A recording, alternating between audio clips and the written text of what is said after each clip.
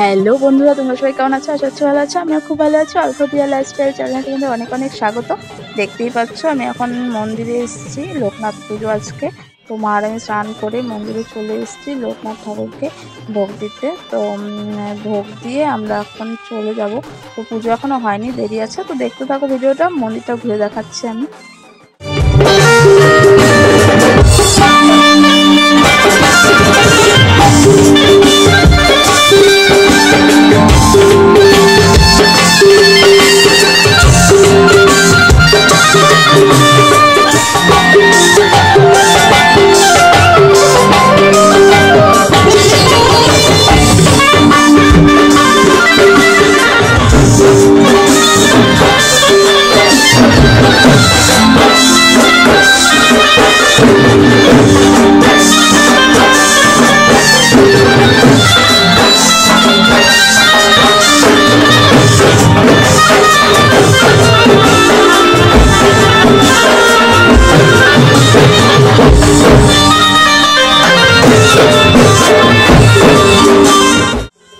আমাদের মন্দিরে দেওয়া হয়ে গেছে, তো কুপনও দিয়ে দিয়েছে। তো সন্ধ্যায় প্রসাদ নিতে আসতে বললো, তো সন্ধ্যায় আবার আসবো।